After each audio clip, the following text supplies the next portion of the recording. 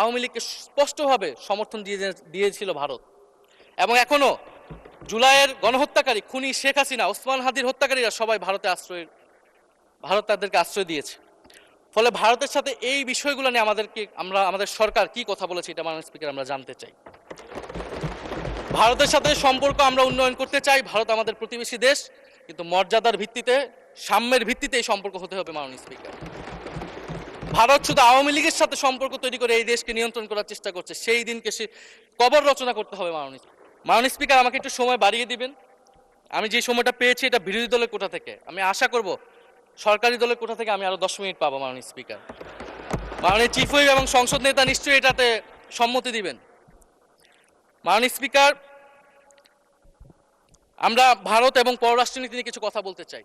এই সরকার আসার পর একটা জিনিস বারবার আছে যে ভারতের সাথে সম্পর্ক উন্নয়ন, এবং মাননীয় পররাষ্ট্র মন্ত্রী যিনি আগের সরকারের নিরাপত্তা উপদেষ্টা, যার পদত্যাগ তৎকালীন বিএনপি চেয়েছিলেন, সেই পররাষ্ট্রমন্ত্রী ভারতে সফর করেছেন প্রথম, এবং তিনি যে বিবৃতি দিয়েছেন সেই বিবৃতিটা আমাদের কাছে স্পষ্ট না। আমরা কোন ভিত্তিতে ভারতের সাথে সম্পর্ক উন্নয়নের কথা বলছি?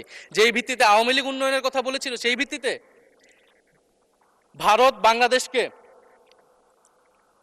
1971 সালের পর থেকে করদ রাজ্য পরিণত করার জন্য হেন চেষ্টা নেই যে করে নাই মাননীয় স্পিকার।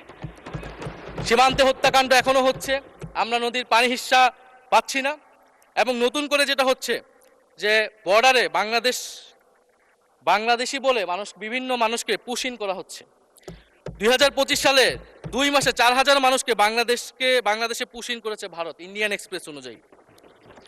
মাননীয় স্পিকার, এক ভয়ঙ্কর সংকট সামনের দিনে আমাদের দিকে কিন্তু আসতে যাচ্ছে। এবারে পশ্চিমবঙ্গের ইলেকশন হলো মাননীয় স্পিকার।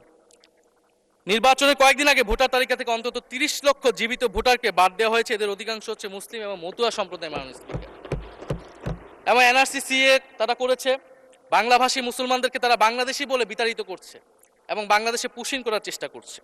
এবং আমাদের যে ভারতের সাথে আগের সংকট রয়েছে, এবং গত 16 বছর যে ফ্যাসিজম ছিল সেটাকে আঞ্চলিক এবং আন্তর্জাতিকভাবে আওয়ামী লীগকে স্পষ্টভাবে সমর্থন দিয়েছিল ভারত। এবং এখনো জুলাইয়ের গণহত্যাকারী খুনি শেখ হাসিনা, ওসমান হাদির হত্যাকারীরা সবাই ভারত তাদেরকে আশ্রয় দিয়েছে। ফলে ভারতের সাথে এই বিষয়গুলো নিয়ে আমাদের সরকার কি কথা বলেছে এটা মাননীয় স্পিকার আমরা জানতে চাই। ভারতের সাথে সম্পর্ক আমরা উন্নয়ন করতে চাই, ভারত আমাদের প্রতিবেশী দেশ, কিন্তু মর্যাদার ভিত্তিতে, সাম্যের ভিত্তিতে এই সম্পর্ক হতে হবে মাননীয় স্পিকার। ভারত শুধু আওয়ামী লীগের সাথে সম্পর্ক তৈরি করে এই দেশকে নিয়ন্ত্রণ করার চেষ্টা করছে, সেই দিনকে সে কবর রচনা করতে হবে মাননীয় স্পিকার।